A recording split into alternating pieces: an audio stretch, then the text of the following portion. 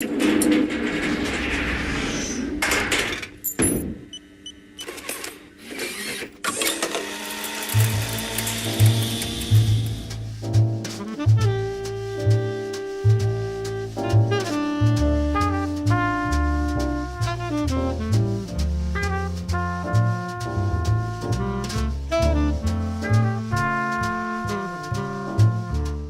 my name is Rolf Sachs. I'm an artist designer. I live in London.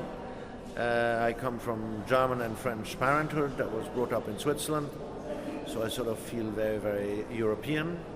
I'm here in the Museum für Angewandte Kunst in Cologne during the Furniture Fair 2014, and I'm presenting my show, Typisch Deutsch, typical German with a question mark.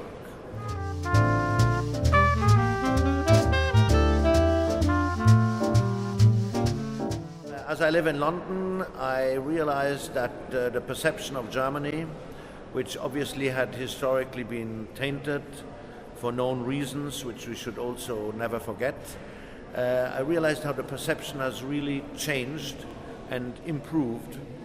And I had felt the inner urge, perhaps also soul-searching for myself, to make a show, what makes a typical German?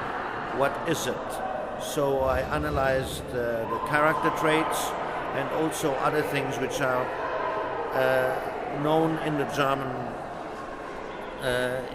German soul, like melancholy and angst, and a certain melancholy also, which is a gloomy feeling which you find historically in German and not so much in other nations.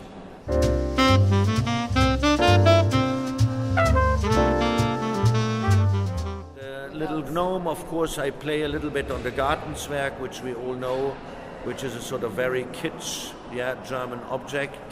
But at the same time, these little gnomes, they come out of a fairy tale. They were hard-working. Most of them were miners.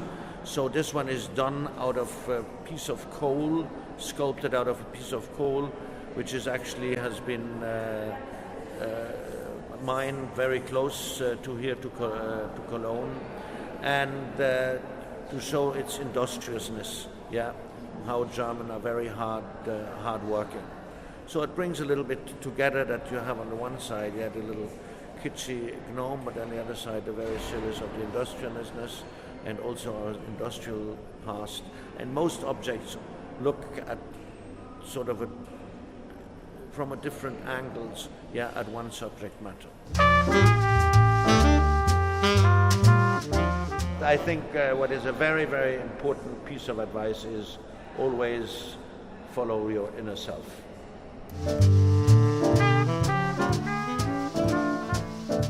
Yes, we did this chair spitting image. I love the classic Horton chair and also the simple cafe chairs. There's no design behind it. It is totally a neutral object. So I use it very often to basically also to reposition it. And in the splitting image chairs, we cast them in resin, which is a material which has a certain soul. The first one I did was so perfect that I said, no, it's missing its soul. So the next one we did with someone who didn't do them that perfect, and you still have bubbles in the materials, so that you have this sort of inner feeling, for the object.